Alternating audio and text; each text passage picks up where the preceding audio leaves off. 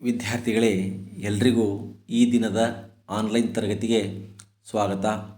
ನಾವು ಇಂದು 9ನೇ ತರಗತಿಯ ಭೂಗೋಳಶಾಸ್ತ್ರದ 4ನೇ ಅಧ್ಯಾಯವಾದಂತಹ ಕರ್ನಾಟಕದ ಜಲಸಂಪನ್ಮೂಲಗಳು ಈ ಒಂದು ಪಾಠದ ಬಗ್ಗೆ ಅಧ್ಯಯನವನ್ನು ಮಾಡೋಣ. ಈ ಪಾಠವನ್ನು ಅಧ್ಯಯನ ಮಾಡೋದಕ್ಕಿಂತ ಮುಂಚೆ ಹಿಂದಿನ ಅಧ್ಯಾಯವಾದಂತಹ ಕರ್ನಾಟಕದ ವಾಯುಗುಣ, ಮಣ್ಣುಗಳು, ಸ್ವಾಭಾವಿಕ ಸಸ್ಯವರ್ಗ ಹಾಗೂ ಪ್ರಾಣಿ ಸಂಪತ್ತು ಇವುಗಳ ಪುನರ್ಮನನವನ್ನು ಮಾಡೋಣ. ಕರ್ನಾಟಕದ 4 ಋತುಮಾನಗಳನ್ನು ನೋಡುವುದಾದರೆ ನಾವು ಬೇಸಿಗೆ ಕಾಲ, ಮಳೆಗಾಲ, ಮಾನ್ಸೂನ್ ಮಾರುತಗಳ ನಿರ್ಗಮನ ಕಾಲ ಮತ್ತು ಚಳಿಗಾಲ ಹೀಗೆ ನಾವು ಕರ್ನಾಟಕದ ವಾರ್ಷಿಕ ವಾಯುಗುಣವನ್ನು 4 ಭಾಗಗಳಾಗಿ ವಿಂಗಡಿಸಬಹುದು. ಕರ್ನಾಟಕದಲ್ಲಿನ ಬೇಸಿಗೆ ಕಾಲವನ್ನು ಕುರಿತು ಹೇಳುವುದಾದರೆ ಈ ಬೇಸಿಗೆ ಕಾಲದಲ್ಲಿ ವಾಯುಗುಣವು ಅತಿಯಾದಂತಹ ಶಾಖ, ಶುಷ್ಕ ಮತ್ತು ಸೆಕೆಯಿಂದ ಕೂಡಿದಂತಹ ಒಂದು ವಾತಾವರಣ ಕಂಡುಬರುತ್ತದೆ. ಈ ಒಂದು ಅವಧಿಯಲ್ಲಿ ರಾಯಚೂರಿನಲ್ಲಿ ಪ್ರತಿ ವರ್ಷ 46.6 ಡಿಗ್ರಿ ಉಷ್ಣಾಂಶ ದಾಖಲಾಗುತ್ತದೆ. ಆದ್ದರಿಂದಾಗಿ ರಾಯಚೂರು ಕರ್ನಾಟಕದಲ್ಲಿ ಅತಿ ಹೆಚ್ಚು ಉಷ್ಣಾಂಶವನ್ನು ಪಡೆದುಕೊಳ್ಳುವಂತಹ ಒಂದು ಪ್ರದೇಶವಾಗಿದೆ. ಇನ್ನು ಉತ್ತರದ ಮೈದಾನದಲ್ಲಿ ಆರ್ದ್ರತೆಯ ಪ್ರಮಾಣವು ದಕ್ಷಿಣದ ಮೈದಾನಕ್ಕಿಂತ ಕಡಿಮೆ ಇರುತ್ತದೆ. ಬೇಸಿಗೆಯ ಅವಧಿಯಲ್ಲಿ ಅಧಿಕ ಬಾಷ್ಪೀಭವನದಿಂದ ಮಳೆ ಮೋಡಗಳು ನಿರ್ಮಾಣಗೊಂಡು ಗುಡುಗು, ಮಿಂಚು, ಸಿಡಿಲುಗಳ ಅಬ್ಬರದೊಂದಿಗೆ ಪರಿಸರಣ ಮಳೆ ವಿವಿಧ ಪ್ರದೇಶಗಳಲ್ಲಿ ಕಂಡುಬರುವುದು. ಇನ್ನು ಕರ್ನಾಟಕದಲ್ಲಿನ ಮಳೆಗಾಲವನ್ನು ನೋಡುವುದಾದರೆ ಈ ಒಂದು ಮಳೆಗಾಲವನ್ನು ನೈಋತ್ಯ ಮಾನ್ಸೂನ್ ಮಾರುತಗಳ ಕಾಲ ಎಂದು ಕರೆಯುತ್ತಾರೆ. ಅರಬ್ಬಿ ಸಮುದ್ರದ ಮೇಲಿನಿಂದ ಬೀಸುವಂತಹ ತೇವಾಂಶಭರಿತ ಮಾರುತಗಳನ್ನು ಮಲೆನಾಡು ಘಟ್ಟಗಳು ತಡೆಹಿಡಿದು ಅಧಿಕ ಮಳೆಯನ್ನು ಸುರಿಸುವಂತೆ ಮಾಡುತ್ತವೆ. ಪೂರ್ವದ ಕಡೆಗೆ ಹೋದಂತೆಲ್ಲ ಮಳೆಯ ಪ್ರಮಾಣ ಕಡಿಮೆಯಾಗುತ್ತದೆ. ಆಗುಂಬೆ ರಾಜ್ಯದ ಅಧಿಕ ಮಳೆ ಬೀಳುವಂತಹ ಸ್ಥಳವಾಗಿದೆ. ಇದನ್ನು ದಕ್ಷಿಣದ ಚಿರಾಪುಂಜಿ ಎಂದು ಕರೆಯುತ್ತಾರೆ. ಚಿತ್ರದುರ್ಗದ ಚಳ್ಳಕೆರೆ ಸಮೀಪದ ನಾಯಕನಹಟ್ಟಿ ಅತೀ ಕಡಿಮೆ ಮಳೆ ಪಡೆಯುವಂತಹ ಒಂದು ಪ್ರದೇಶವಾಗಿದೆ. ಈ ಒಂದು ಮಳೆಗಾಲವು ಮುಂಗಾರು ಬೆಳೆಗಳ ಬೇಸಾಯಕ್ಕೆ ಅನುಕೂಲಕರವಾಗಿದೆ. ಇನ್ನು ಚಳಿಗಾಲ, ಈ ಕಾಲದಲ್ಲಿ ಕಡಿಮೆ ಉಷ್ಣಾಂಶ, ಕಡಿಮೆ ಆರ್ದ್ರತೆ, ಕಡಿಮೆ ಮಳೆ ಹಾಗೂ ತಿಳಿಯಾದ ಆಕಾಶವುಳ್ಳ ಹವಾಗುಣ ಕಂಡುಬರುತ್ತದೆ. ಈ ಅವಧಿಯಲ್ಲಿನ ಸರಾಸರಿ ಉಷ್ಣಾಂಶ 25 ಡಿಗ್ರಿಯಿಂದ 27 ಡಿಗ್ರಿ ಸೆಲ್ಸಿಯಸ್. ಇನ್ನು ಜನವರಿ ತಿಂಗಳು ಅತಿ ಕಡಿಮೆ ಉಷ್ಣಾಂಶ ದಾಖಲಾಗುವ ತಿಂಗಳು. ಆದ್ದರಿಂದಾಗಿ ಇದನ್ನು ಕರ್ನಾಟಕದ ಪ್ರವಾಸ ಮಾಸ ಎಂದು ಕರೆಯುತ್ತಾರೆ. ವಿದ್ಯಾರ್ಥಿಗಳೇ, ಇಲ್ಲಿಯವರೆಗೂ ನೀವು ಕರ್ನಾಟಕದ ವಾಯುಗುಣದ ವಿಧಗಳನ್ನು ಅಧ್ಯಯನ ಮಾಡಿದಿರಿ. ಈಗ ಕರ್ನಾಟಕದ ಮಣ್ಣುಗಳನ್ನು ತಿಳಿದುಕೊಳ್ಳೋಣ. ಕರ್ನಾಟಕದಲ್ಲಿ ಪ್ರಮುಖವಾಗಿ 4 ವಿಧದ ಮಣ್ಣುಗಳನ್ನು ನಾವು ಗುರುತಿಸಬಹುದು. ಕೆಂಪು ಮಣ್ಣು, ಕಪ್ಪು ಮಣ್ಣು, ಜಂಬಿಟ್ಟಿಗೆ ಮಣ್ಣು, ಕರಾವಳಿಯ ಮೆಕ್ಕಲು ಮಣ್ಣು.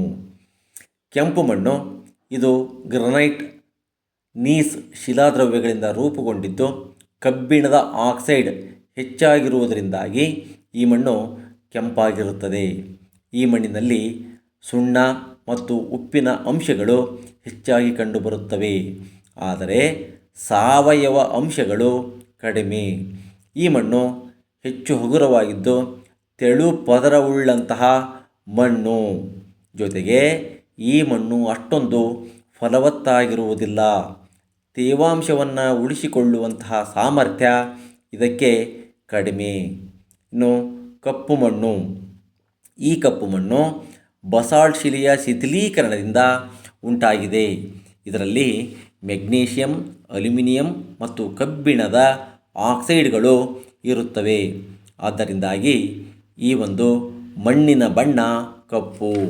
ಇದನ್ನು ಎರೆಮಣ್ಣು ಅಥವಾ ಕಪ್ಪು ಹತ್ತಿ ಮಣ್ಣು ಎಂದು ಸಹ ಕರೆಯುತ್ತಾರೆ.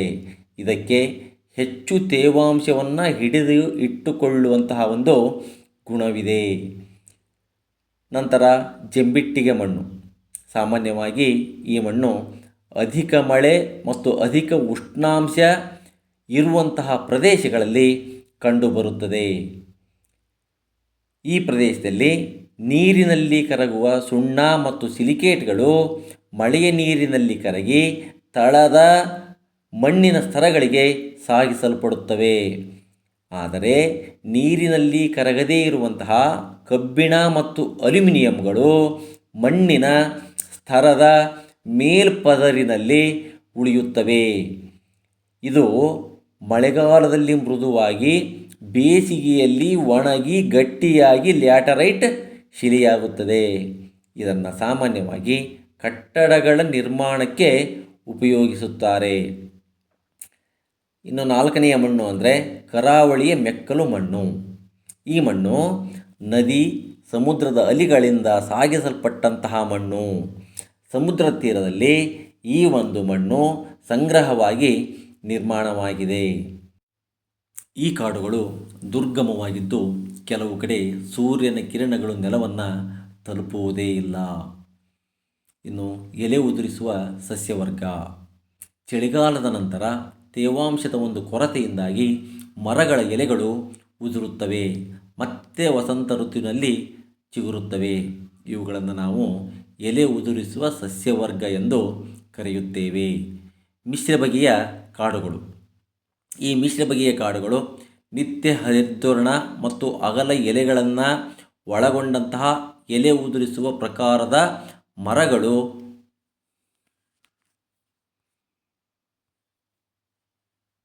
ಇನ್ನು ಕರ್ನಾಟಕದ ಸ್ವಾಭಾವಿಕ ಸಸ್ಯವರ್ಗಗಳ ಬಗ್ಗೆ ತಿಳಿದುಕೊಳ್ಳೋಣ. ಪ್ರಕೃತಿದತ್ತವಾಗಿ ಬೆಳೆಯುವ ವಿವಿಧ ಸಸ್ಯ ಸಮುದಾಯವನ್ನು ಸ್ವಾಭಾವಿಕ ಸಸ್ಯವರ್ಗ ಎಂದು ಕರೆಯುತ್ತೇವೆ. ಕರ್ನಾಟಕವು ವೈವಿಧ್ಯಮಯವಾದಂತಹ ಮತ್ತು ಸಮೃದ್ಧ ಸಸ್ಯ ಸಂಪನ್ಮೂಲವನ್ನು ಹೊಂದಿದೆ. ಈ ಒಂದು ಸ್ವಾಭಾವಿಕ ಸಸ್ಯವರ್ಗ ಹೆಚ್ಚು ಪ್ರಾಮುಖ್ಯತೆಯನ್ನು ಹೊಂದಿದೆ. ಪರಿಸರ ಸಮತೋಲನವನ್ನು ಕಾಪಾಡುವುದರಲ್ಲಿ ಸಸ್ಯವರ್ಗ ಪ್ರಮುಖವಾದಂಥ ಪಾತ್ರವನ್ನು ವಹಿಸುತ್ತದೆ. ಈ ಸಸ್ಯವರ್ಗವು ಮರಮುಟ್ಟು, ಕೈಗಾರಿಕೆಗಳಿಗೆ ಬೇಕಾದಂಥ ಕಚ್ಚಾ ವಸ್ತುಗಳನ್ನು, ಉರುವಲುಗಳನ್ನು, ಗಿಡಮೂಲಿಕೆಗಳನ್ನು, ಜೇನು, ಬಿದಿರು, ಬೆತ್ತ ಮುಂತಾದವುಗಳನ್ನು ಒದಗಿಸುತ್ತದೆ. ಕಾಡುಗಳು ವನ್ಯಪ್ರಾಣಿಗಳ ವಾಸಸ್ಥಾನಗಳಾಗಿವೆ. ಜೊತೆಗೆ ಈ ಸ್ವಾಭಾವಿಕ ಸಸ್ಯವರ್ಗ ಮನರಂಜನೆ ಮತ್ತು ಪ್ರವಾಸಿ ತಾಣಗಳನ್ನು ಸಹ ಸೃಷ್ಟಿಸುತ್ತವೆ. ಪರಿಸರ ಮಾಲಿನ್ಯವನ್ನು ನಿಯಂತ್ರಿಸುತ್ತವೆ. ಕಾಡು ಪ್ರಾಣಿಗಳಿಗೆ ಆಶ್ರಯವನ್ನು ನೀಡುತ್ತವೆ. ಜೊತೆಗೆ ಭಾರತದಲ್ಲಿರುವಂತಹ ಸಸ್ಯವರ್ಗದಲ್ಲಿ ಹೆಚ್ಚಾಗಿ ಬೆಳೆಯುವಂಥದ್ದು ಶ್ರೀಗಂಧ. ಆದ್ದರಿಂದಾಗಿ ಕರ್ನಾಟಕವನ್ನು ಶ್ರೀಗಂಧದ ನಾಡು ಎಂದು ಸಹ ಕರೆಯುತ್ತಾರೆ. ಈ ಒಂದು ಸ್ವಾಭಾವಿಕ ಸಸ್ಯವರ್ಗಗಳನ್ನು ನಾವು 4 ವಿಧಗಳನ್ನಾಗಿ ವಿಂಗಡಿಸುತ್ತೇವೆ. ನಿತ್ಯ ಹರಿದ್ವರ್ಣದ ಕಾಡುಗಳು, ಎಲೆ ಉದುರಿಸುವ ಸಸ್ಯವರ್ಗ, ಮಿಶ್ರ ಬಗೆಯ ಕಾಡು ಮತ್ತು ಕುರುಚಲು ಮತ್ತು ಹುಲ್ಲುಗಾವಲು ಪ್ರದೇಶಗಳು.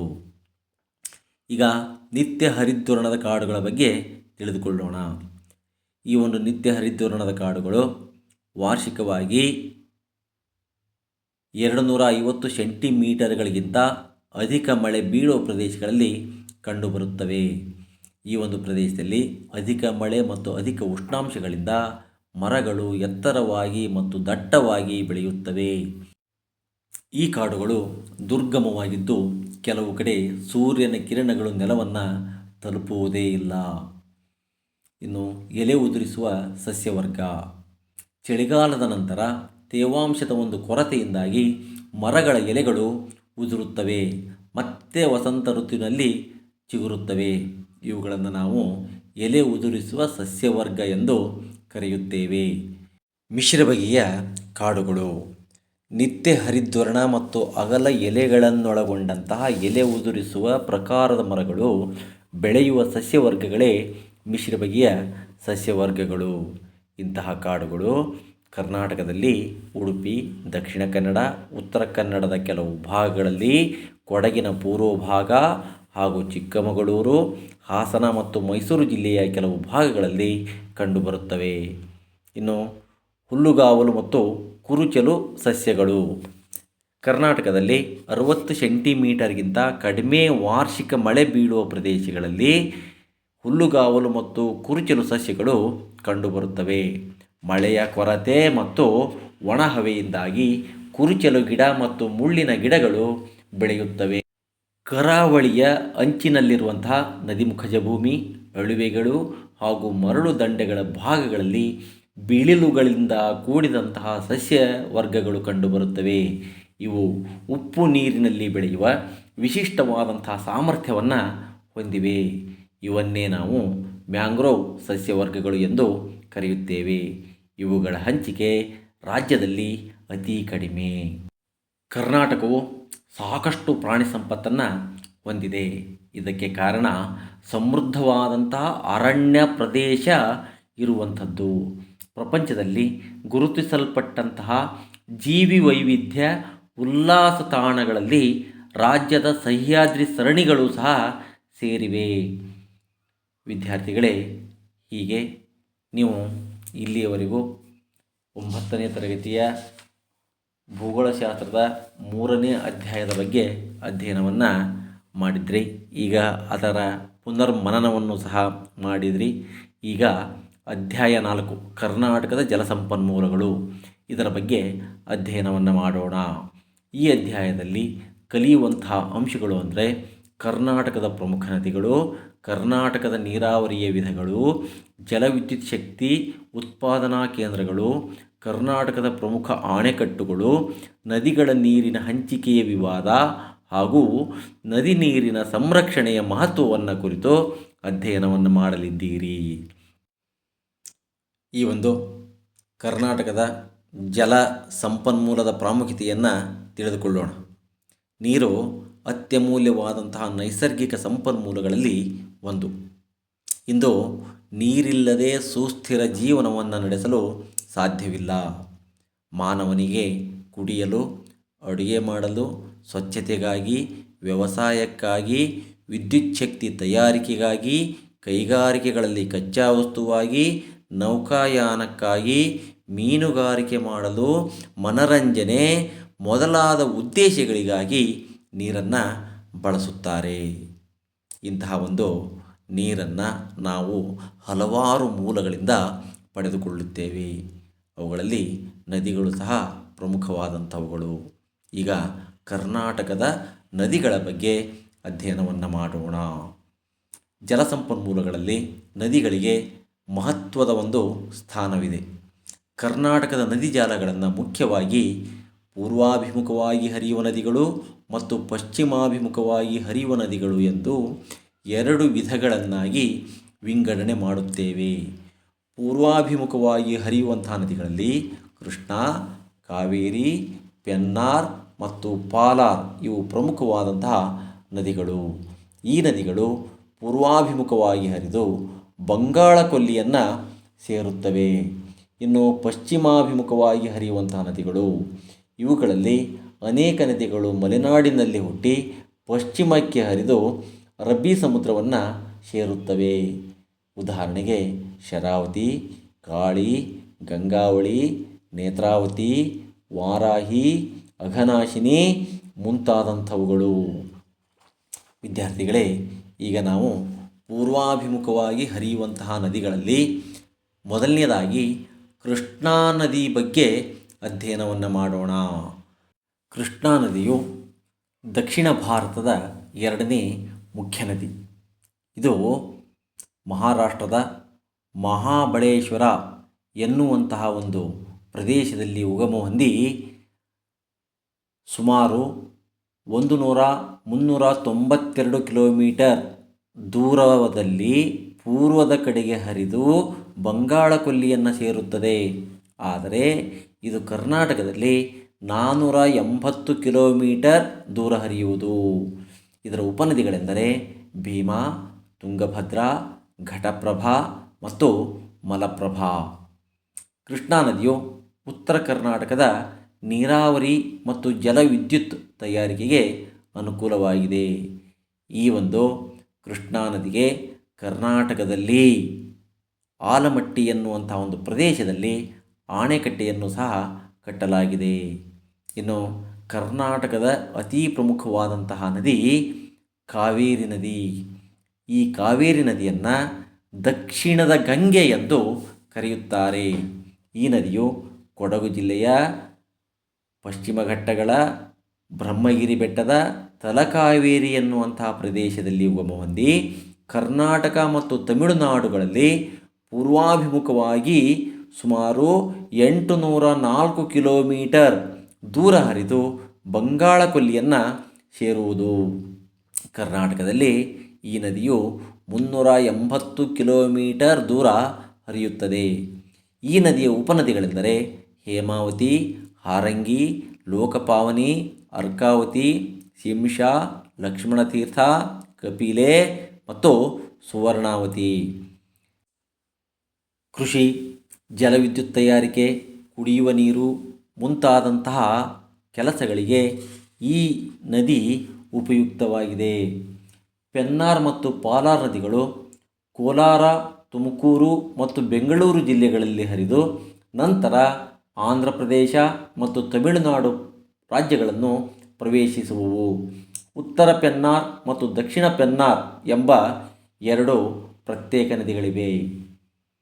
ಇನ್ನು ಎರಡನೆಯದಾಗಿ ಪಶ್ಚಿಮಾಭಿಮುಖವಾಗಿ ಹರಿಯುವ ನದಿಗಳು. ಈ ನದಿಗಳಲ್ಲಿ ಅನೇಕ ನದಿಗಳು ಮಲೆನಾಡಿನಲ್ಲಿ ಹುಟ್ಟಿ ಪಶ್ಚಿಮಕ್ಕೆ ಹರಿದು ಅರಬ್ಬಿ ಸಮುದ್ರವನ್ನು ಸೇರುತ್ತವೆ. ಉದಾಹರಣೆಗೆ ಶರಾವತಿ, ಕಾಳಿ, ಗಂಗಾವತಿ, ನೇತ್ರಾವತಿ, ವಾರಾಹಿ, ಅಘನಾಶಿನಿ ಮುಂತಾದವುಗಳು. ಈ ನದಿಗಳು ಕಡಿದಾದ ಇಳಿಜಾರಿನಲ್ಲಿ ಹರಿಯುತ್ತಾ ಜಲಪಾತಗಳನ್ನು ಸೃಷ್ಟಿಸುತ್ತವೆ. ವಿದ್ಯುತ್ ತಯಾರಿಕೆಗೆ ನೆರವಾಗಿವೆ. ಶರಾವತಿ ನದಿ ನಿರ್ಮಿತ ಜೋಗ್ ಜಲಪಾತವು ಜಗತ್ ಪ್ರಸಿದ್ಧವಾದಂಥದ್ದು. ಇದು ಭಾರತದ ಎತ್ತರವಾದಂತಹ ಜಲಪಾತವಾಗಿದೆ. ಸುಮಾರು 250 ಮೀಟರ್ ಎತ್ತರದಿಂದ ಈ ನದಿಯ ನೀರು ಕೆಳಕ್ಕೆ ಧುಮುಕುತ್ತದೆ. ರಾಜ್ಯದ ಇತರೆ ಪ್ರಮುಖ ಜಲಪಾತಗಳೆಂದರೆ ಗೋಕಾಕ್ ಜಲಪಾತ, ಈ ನದಿಯನ್ನು ಘಟಪ್ರಭಾ ನಿರ್ಮಿಸಿದೆ. ನೇತ್ರಾವತಿ ನದಿಯಿಂದ ನಿರ್ಮಿತವಾದಂತಹ ಬಂಡಾಜೆ ಜಲಪಾತ, ಅಘನಾಶಿನಿ ನದಿಯಿಂದ ನಿರ್ಮಿತವಾದಂತಹ ಉಂಚಳ್ಳಿ ಜಲಪಾತ, ದೋಣಿ ನದಿ ನಿರ್ಮಿಸಿದಂತಹ ಛಾಯಾ ಭಗವತಿ ಜಲಪಾತ, ಇನ್ನು ಕಾವೇರಿ ನದಿಯಿಂದ ನಿರ್ಮಿತವಾದಂತಹ ಚುಂಚನಕಟ್ಟೆ, ಶಿಂಷಾ, ಗಗನಚುಕ್ಕಿ ಮತ್ತು ಭರಚುಕ್ಕಿ ಜಲಪಾತಗಳು, ಇನ್ನು ಬೇಡ್ತಿ ನದಿಯಿಂದ ನಿರ್ಮಾಣವಾದಂತಹ ಮಾಗೋಡು ಜಲಪಾತ ಕರ್ನಾಟಕದ ಪ್ರಮುಖವಾದಂತಹ ಜಲಪಾತಗಳಾಗಿವೆ.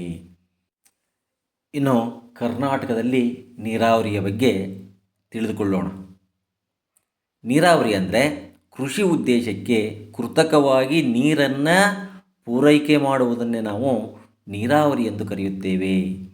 ಅಂದರೆ ನದಿಗಳು, ಜಲಾಶಯ, ಕೆರೆ ಮತ್ತು ಅಂತರ್ಜಲ ಮೂಲಗಳಿಂದ ಕೃಷಿ ಭೂಮಿಗೆ ನೀರನ್ನು ಸರಬರಾಜು ಮಾಡುವುದಾಗಿದೆ. ಕರ್ನಾಟಕದಲ್ಲಿ ನೀರಾವರಿಯ ಒಂದು ಅವಶ್ಯಕತೆ ಹೆಚ್ಚಾಗಿದೆ. ನಿಮಗೆ ಗೊತ್ತಿರುವಂತೆ ಭಾರತ ಕೃಷಿ ಪ್ರಧಾನವಾದಂತಹ ದೇಶ. ಆದ್ದರಿಂದ ಕೃಷಿಗೆ ಅವಶ್ಯಕವಾದಷ್ಟು ಹಾಗೂ ನಿರಂತರವಾದ ನೀರಿನ ಸರಬರಾಜು ಅತಿ ಅಗತ್ಯ.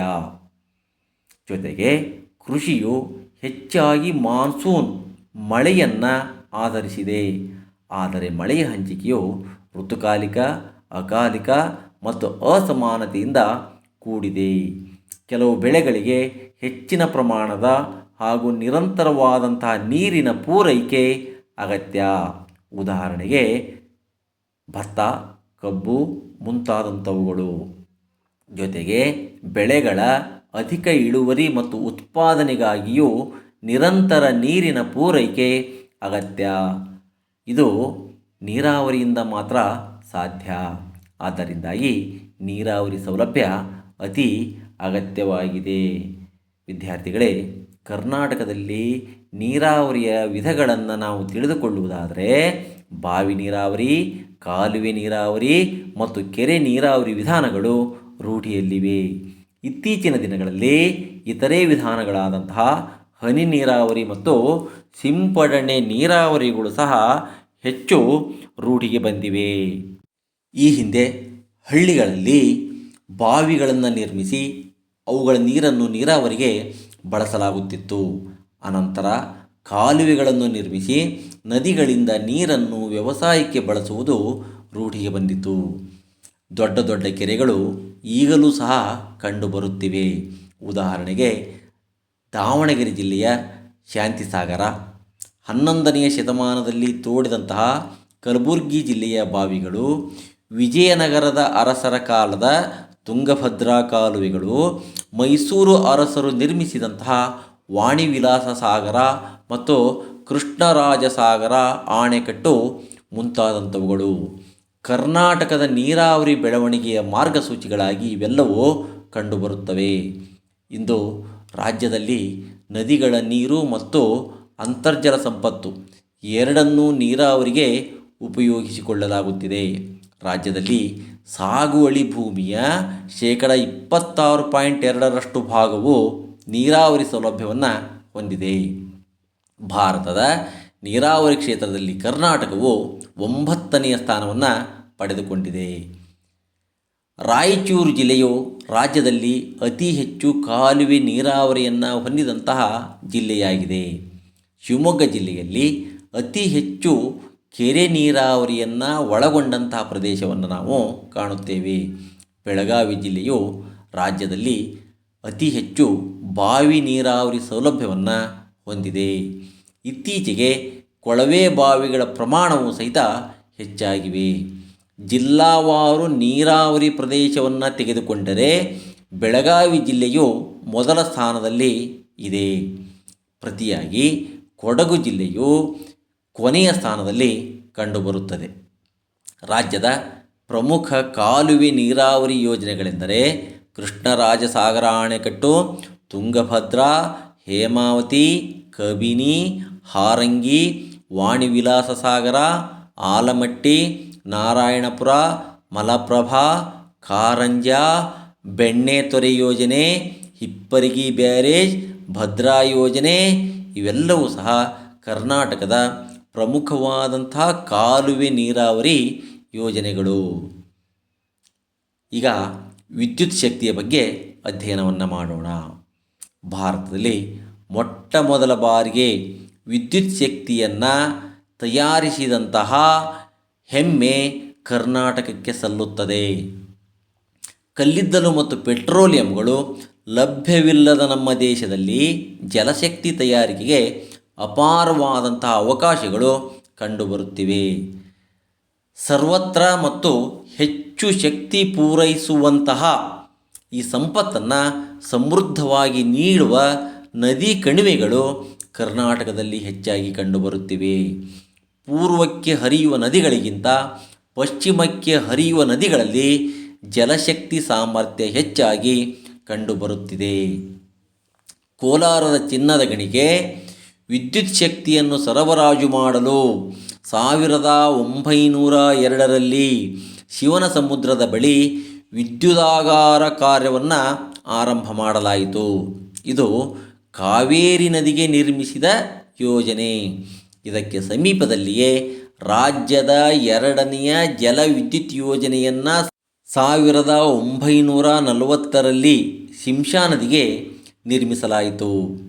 ಹೆಚ್ಚಾದ ವಿದ್ಯುತ್ ಬೇಡಿಕೆಯನ್ನು ಪೂರೈಸಲು ಶರಾವತಿ ನದಿಯ ಜೋಗ್ ಜಲಪಾತದ ಬಳಿ ಮಹಾತ್ಮ ಗಾಂಧಿ ಜಲವಿದ್ಯುತ್ ಯೋಜನೆಯನ್ನು 1947ರಲ್ಲಿ ಸ್ಥಾಪನೆ ಮಾಡಲಾಯಿತು. ನಂತರ ಪಂಚವಾರ್ಷಿಕ ಯೋಜನೆಗಳ ಅಡಿಯಲ್ಲಿ ಇನ್ನೂ ಹಲವು ಜಲವಿದ್ಯುತ್ ಶಕ್ತಿ ಯೋಜನೆಗಳು ಅಭಿವೃದ್ಧಿಗೊಂಡವು. ಇವೆಲ್ಲವುಗಳ ಪರಿಣಾಮವಾಗಿ ಕರ್ನಾಟಕವು ಜಲವಿದ್ಯುತ್ ಉತ್ಪಾದನೆಯಲ್ಲಿ ಭಾರತದಲ್ಲಿಯೇ ಮೊದಲನೆಯ ಸ್ಥಾನದಲ್ಲಿದೆ. ಕರ್ನಾಟಕದ ಇತರ ಪ್ರಮುಖ ಜಲವಿದ್ಯುತ್ ಶಕ್ತಿ ಯೋಜನೆಗಳೆಂದರೆ ಶಿವನ ಸಮುದ್ರ, ಶಿಂಷಾ, ಮಹಾತ್ಮ ಗಾಂಧಿ ಜಲವಿದ್ಯುತ್ ಕೇಂದ್ರ, ಸೂಪಾ, ನಾಗಝರಿ, ಕದ್ರಾ ಮತ್ತು ಕೊಡಸಳ್ಳಿ, ವಾರಾಹಿ ಮತ್ತು ಮಾರಿಕಣಿವೆ, ಭದ್ರಾ, ತುಂಗಭದ್ರಾ ಮತ್ತು ಆಲಮಟ್ಟಿ ಯೋಜನೆಗಳು.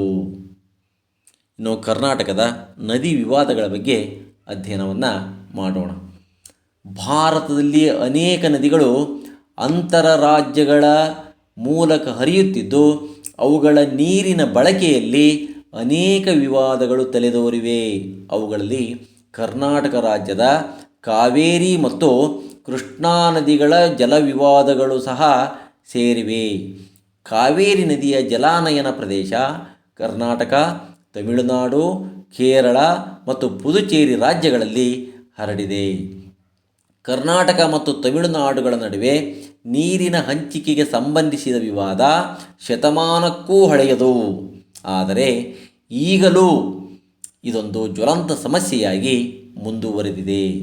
ಕೃಷ್ಣಾ ನದಿಯು ಸಹ ಅಂತರ ರಾಜ್ಯಗಳಲ್ಲಿ ಹರಿಯುವಂತಹ ನದಿಯಾಗಿದ್ದು ಮಹಾರಾಷ್ಟ್ರ, ಕರ್ನಾಟಕ ಮತ್ತು ಆಂಧ್ರ ಪ್ರದೇಶ ರಾಜ್ಯಗಳಲ್ಲಿ ಹರಿಯುತ್ತದೆ. ಇದು ಕೂಡ ಕರ್ನಾಟಕದ ಮತ್ತೊಂದು ನದಿ ಜಲ ವಿವಾದಕ್ಕೆ ಎಡೆಯನ್ನು ಮಾಡಿಕೊಟ್ಟಿದೆ. ನದಿ ಜಲ ಸಾಮರಸ್ಯ. ಭಾರತದಲ್ಲಿ ನದಿಗಳು ಹಲವಾರು ರಾಜ್ಯಗಳಲ್ಲಿ ಹರಿಯುತ್ತವೆ. ಉದಾಹರಣೆಗೆ ಕಾವೇರಿ ನದಿಯು ಕರ್ನಾಟಕ, ತಮಿಳುನಾಡು, ಕೇರಳ ಮತ್ತು ಪಾಂಡಿಚೇರಿ ರಾಜ್ಯಗಳಲ್ಲಿ ಹರಿಯುತ್ತದೆ. ಕೃಷ್ಣಾ ನದಿಯು ಮಹಾರಾಷ್ಟ್ರ, ಕರ್ನಾಟಕ, ಆಂಧ್ರ ಪ್ರದೇಶಗಳಲ್ಲಿ ಹರಿಯುತ್ತದೆ. ಈ ರಾಜ್ಯಗಳು ಜಲ ವಿವಾದಗಳು ಇದ್ದರೂ ಸಹ ನದಿಯ ನೀರನ್ನು ಕೃಷಿ ಕ್ಷೇತ್ರಕ್ಕೆ, ಕೈಗಾರಿಕಾ ಕ್ಷೇತ್ರಕ್ಕೆ ಮತ್ತು ಕುಡಿಯುವ ನೀರಿನ ಉದ್ದೇಶಕ್ಕಾಗಿ ಬಳಸಿಕೊಳ್ಳುತ್ತಿದ್ದಾರೆ. ವಿದ್ಯಾರ್ಥಿಗಳೇ, ನೀವು ಇಲ್ಲಿಯವರೆಗೂ 9ನೇ ತರಗತಿಯ ಭೂಗೋಳಶಾಸ್ತ್ರದ 4ನೇ ಅಧ್ಯಾಯ ಕರ್ನಾಟಕದ ಜಲಸಂಪನ್ಮೂಲಗಳು ಈ ಒಂದು ಪಾಠದಲ್ಲಿ ಕರ್ನಾಟಕದ ಪ್ರಮುಖ ನದಿಗಳು, ಕರ್ನಾಟಕದ ನೀರಾವರಿಯ ವಿಧಗಳು, ಜಲವಿದ್ಯುತ್ ಶಕ್ತಿ ಉತ್ಪಾದನಾ ಕೇಂದ್ರಗಳು, ಕರ್ನಾಟಕದ ಪ್ರಮುಖ ಅಣೆಕಟ್ಟುಗಳು, ನದಿಗಳ ನೀರಿನ ಹಂಚಿಕೆಯ ವಿವಾದ ಮತ್ತು ನೀರಿನ ಸಂರಕ್ಷಣೆಯ ಮಹತ್ವವನ್ನು ಕುರಿತು ಅಧ್ಯಯನವನ್ನು ಮಾಡಿದ್ದೀರಿ. ವಿದ್ಯಾರ್ಥಿಗಳೇ, ಈಗ ಈ ಪಾಠದ ಪುನರ್ಮನನವನ್ನು ಮಾಡೋಣವೇ? ಹಾಗಾದರೆ ಮೊದಲನೇ ಪ್ರಶ್ನೆ, ಕರ್ನಾಟಕದಲ್ಲಿನ ಪೂರ್ವಾಭಿಮುಖವಾಗಿ ಹರಿಯುವ ನದಿಗಳು ಯಾವುವು? ಕರ್ನಾಟಕದಲ್ಲಿ ಪೂರ್ವಾಭಿಮುಖವಾಗಿ ಹರಿಯುವ ನದಿಗಳೆಂದರೆ ಕೃಷ್ಣಾ ನದಿ, ಕಾವೇರಿ ನದಿ, ಪೆನ್ನಾರ್ ನದಿ ಮತ್ತು ಪಾಲಾರ್ ನದಿಗಳು. ಇನ್ನು ಕರ್ನಾಟಕದಲ್ಲಿ ಪಶ್ಚಿಮಾಭಿಮುಖವಾಗಿ ಹರಿಯುವ ನದಿಗಳು ಯಾವುವು? ಶರಾವತಿ, ಕಾಳಿ, ಗಂಗಾವಳಿ, ನೇತ್ರಾವತಿ ನದಿ, ವಾರಾಹಿ, ಅಘನಾಶಿನಿ ಮುಂತಾದಂತಹ ನದಿಗಳು ಪಶ್ಚಿಮಾಭಿಮುಖವಾಗಿ ಹರಿಯುವ ನದಿಗಳು. ಈ ನದಿಗಳಲ್ಲಿ ಅನೇಕ ನದಿಗಳು ಮಲೆನಾಡಿನಲ್ಲಿ ಹುಟ್ಟಿ ಪಶ್ಚಿಮಕ್ಕೆ ಹರಿದು ಅರಬ್ಬಿ ಸಮುದ್ರವನ್ನು ಸೇರುತ್ತವೆ.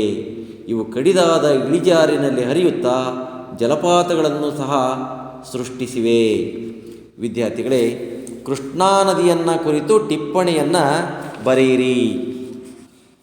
ಕೃಷ್ಣಾ ನದಿಯು ದಕ್ಷಿಣ ಭಾರತದ 2ನೇ ಅತ್ಯಂತ ಮುಖ್ಯವಾದಂತಹ ನದಿ. ಇದು ಮಹಾಬಳೇಶ್ವರ ಎಂಬಲ್ಲಿ ಹುಟ್ಟಿ ಸುಮಾರು 1392 ಕಿಲೋಮೀಟರ್ ದೂರ ಹರಿದು ಬಂಗಾಳ ಕೊಲ್ಲಿಯನ್ನು ಸೇರುತ್ತದೆ. ಆದರೆ ಕರ್ನಾಟಕದಲ್ಲಿ ಈ ನದಿ ಹರಿಯುವ ಉದ್ದ 480 ಕಿಲೋಮೀಟರ್. ಇದಕ್ಕೆ ಹಲವಾರು ಉಪನದಿಗಳಿವೆ. ಭೀಮಾ ನದಿ, ತುಂಗಭದ್ರಾ ನದಿ, ಘಟಪ್ರಭಾ ನದಿ ಮತ್ತು ಮಲಪ್ರಭಾ ನದಿಗಳು. ಕೃಷ್ಣಾ ನದಿ ಉತ್ತರ ಕರ್ನಾಟಕದ ನೀರಾವರಿ ಮತ್ತು ಜಲ ವಿದ್ಯುತ್ ತಯಾರಿಕೆಗೆ ಅನುಕೂಲಕರವಾಗಿದೆ. ಕಾವೇರಿ ನದಿಯನ್ನು ಕುರಿತು ಟಿಪ್ಪಣಿ ಬರೆಯಿರಿ. ಕಾವೇರಿ ನದಿಯು ಕರ್ನಾಟಕದ ಅತಿ ಪ್ರಮುಖವಾದಂತಹ ನದಿ. ಈ ಕಾವೇರಿ ನದಿಯನ್ನು ದಕ್ಷಿಣದ ಗಂಗೆ ಎಂದು ಸಹ ಕರೆಯುತ್ತಾರೆ.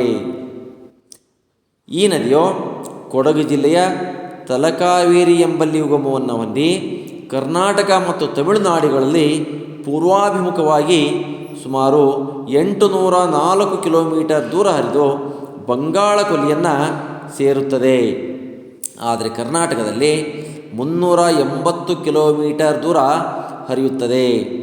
ಈ ನದಿಯ ಉಪನದಿಗಳೆಂದರೆ ಹೇಮಾವತಿ ನದಿ, ಹಾರಂಗಿ ನದಿ, ಲೋಕಪಾವನಿ, ಅರ್ಕಾವತಿ, ಶಿಂಷಾ, ಲಕ್ಷ್ಮಣತೀರ್ಥ, ಕಪಿಲೆ ಮತ್ತು ಸುವರ್ಣಾವತಿ.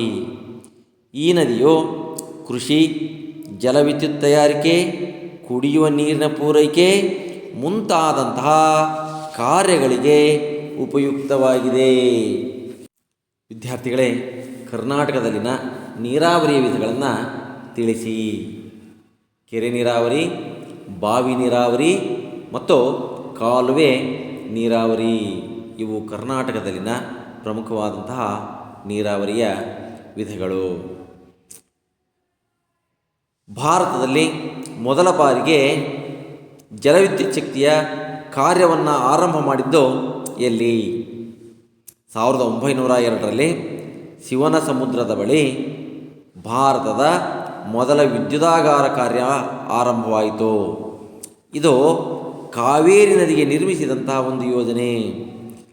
ಇದರಿಂದ ಕೋಲಾರದ ಚಿನ್ನದ ಗಣಿಗೆ ವಿದ್ಯುತ್ ಶಕ್ತಿಯನ್ನು ಸರಬರಾಜು ಮಾಡುವಂಥ ಒಂದು ಉದ್ದೇಶವನ್ನು ಹೊಂದಿತ್ತು. ರಾಜ್ಯದ ಪ್ರಮುಖ ಕಾಲುವೆ ನೀರಾವರಿ ಯೋಜನೆಗಳು ಯಾವುವು? ಕೃಷ್ಣರಾಜಸಾಗರ ಅಣೆಕಟ್ಟು, ತುಂಗಭದ್ರಾ, ಹೇಮಾವತಿ, ಕಬಿನಿ, ಹಾರಂಗಿ, ವಾಣಿವಿಲಾಸ ಸಾಗರ, ಆಲಮಟ್ಟಿ, ನಾರಾಯಣಪುರ, ಮಲಪ್ರಭಾ, ಕಾರಂಜ, ಬೆಣ್ಣೆತೊರೆ, ಹಿಪ್ಪರಗಿ ಬ್ಯಾರೇಜ್, ಭದ್ರಾ ಯೋಜನೆ ಮುಂತಾದಂಥವುಗಳು ರಾಜ್ಯದ ಪ್ರಮುಖ ಕಾಲುವೆ ನೀರಾವರಿ ಯೋಜನೆಗಳು. ವಿದ್ಯಾರ್ಥಿಗಳೇ, ಕರ್ನಾಟಕದಲ್ಲಿ ಅತಿ ಹೆಚ್ಚು ಕಾಲುವೆ ನೀರಾವರಿಯನ್ನು ಹೊಂದಿದಂತಹ ಜಿಲ್ಲೆ ಯಾವುದು? ಕರ್ನಾಟಕದಲ್ಲಿ ಅತಿ ಹೆಚ್ಚು ಕಾಲುವೆ ನೀರಾವರಿ ಯೋಜನೆಯನ್ನು ಹೊಂದಿದಂತಹ ಜಿಲ್ಲೆ ರಾಯಚೂರು ಜಿಲ್ಲೆ. ಇನ್ನು ಬಾವಿ ನೀರಾವರಿಯನ್ನು ಹೊಂದಿದಂತಹ ಜಿಲ್ಲೆ ಯಾವುದು? ಬೆಳಗಾವಿ ಜಿಲ್ಲೆಯು ರಾಜ್ಯದಲ್ಲಿ ಅತಿ ಹೆಚ್ಚು ಬಾವಿ ನೀರಾವರಿ ಸೌಲಭ್ಯವನ್ನು ಹೊಂದಿದೆ. ವಿದ್ಯಾರ್ಥಿಗಳೇ, ಇನ್ನು ನಿಮಗೆ ಬಿಟ್ಟಿರುವ ಸ್ಥಳಗಳಲ್ಲಿ ಸೂಕ್ತ ಪದಗಳಿಂದ ಭರ್ತಿ ಮಾಡಿರಿ. ಕಾವೇರಿ ನದಿಯು ಕೊಡಗು ಜಿಲ್ಲೆಯ ಡ್ಯಾಶ್ ಎಂಬಲ್ಲಿ ಉಗಮ ಹೊಂದುತ್ತದೆ. ಯಾವ ಪ್ರದೇಶ? ಕಾವೇರಿ ನದಿಯು ಕೊಡಗು ಜಿಲ್ಲೆಯ ಡ್ಯಾಶ್ ಎಂಬಲ್ಲಿ ಉಗಮ ಹೊಂದುತ್ತದೆ. ಉತ್ತರ ತಲಕಾವೇರಿ. ಪ್ರಸಿದ್ಧ ಜೋಗ್ ಜಲಪಾತ ಡ್ಯಾಶ್ ನದಿಯಿಂದ ಸೃಷ್ಟಿಯಾಗಿದೆ. ಹೇಳಿ ನೋಡೋಣ. ಅತ್ಯಂತ ಪ್ರಮುಖವಾದಂತಹ ಒಂದು ಜಲಪಾತ, ಭಾರತದ ಅತ್ಯಂತ ಎತ್ತರವಾದಂಥ ಜಲಪಾತ, 250 ಮೀಟರ್ ಎತ್ತರದಿಂದ ನೀರು ಧುಮುಕುವಂತಹ ಜಲಪಾತ. ಅದನ್ನು ನಿರ್ಮಿಸಿದಂತಹ ನದಿ ಯಾವುದೋ? ಅದು ಯಾವುದು ಅಂದರೆ ಶರಾವತಿ ನದಿ. ವಿದ್ಯಾರ್ಥಿಗಳೇ, ಕೃಷ್ಣರಾಜಸಾಗರ ಅಣೆಕಟ್ಟು ಡ್ಯಾಶ್ ಜಿಲ್ಲೆಯಲ್ಲಿದೆ. ಯಾವ ಜಿಲ್ಲೆ ಹೇಳಿ ನೋಡೋಣ? ಕೃಷ್ಣರಾಜಸಾಗರ ಅಣೆಕಟ್ಟು ಡ್ಯಾಶ್ ಜಿಲ್ಲೆಯಲ್ಲಿದೆ? ಮಂಡ್ಯ ಜಿಲ್ಲೆಯಲ್ಲಿದೆ. 4ನೇ ಪ್ರಶ್ನೆ, ಕರ್ನಾಟಕದ ಮೊಟ್ಟ ಮೊದಲ ಜಲವಿದ್ಯುತ್ ಉತ್ಪಾದನಾ ಕೇಂದ್ರ ಡ್ಯಾಶ್. ಹೇಳಿ ನೋಡೋಣ. ಕರ್ನಾಟಕದ ಮೊಟ್ಟ ಮೊದಲ ಜಲವಿದ್ಯುತ್ ಉತ್ಪಾದನಾ ಕೇಂದ್ರ ಯಾವುದು? ಶಿವನ ಸಮುದ್ರ. ಆಲಮಟ್ಟಿ ಅಣೆಕಟ್ಟೆಯನ್ನು ಡ್ಯಾಶ್ ನದಿಗೆ ನಿರ್ಮಿಸಲಾಗಿದೆ. ಯಾವ ನದಿ? ಕೃಷ್ಣಾ ನದಿಗೆ ನಿರ್ಮಿಸಲಾಗಿದೆ. ವಿದ್ಯಾರ್ಥಿಗಳೇ, ಇಲ್ಲಿವರೆಗೂ ನೀವು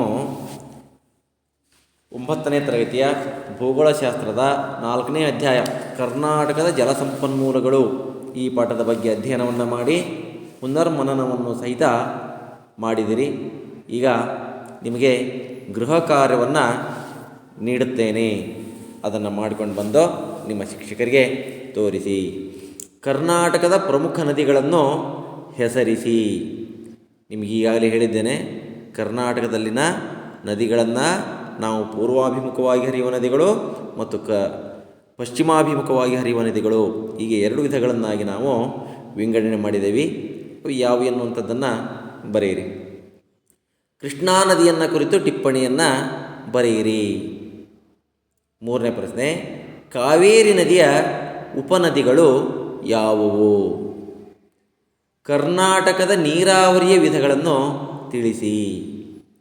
ನಮ್ಮ ರಾಜ್ಯದ ಪ್ರಮುಖ ಜಲವಿದ್ಯುತ್ ಉತ್ಪಾದನಾ ಕೇಂದ್ರಗಳನ್ನು ಹೆಸರಿಸಿ.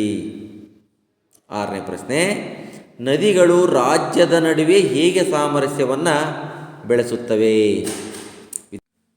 ವಿದ್ಯಾರ್ಥಿಗಳೇ, ಇಲ್ಲಿ ಕೊಟ್ಟಿರುವಂಥದ್ದನ್ನು ನೀವು ಹೊಂದಿಸಿ ಬರೆಯಿರಿ.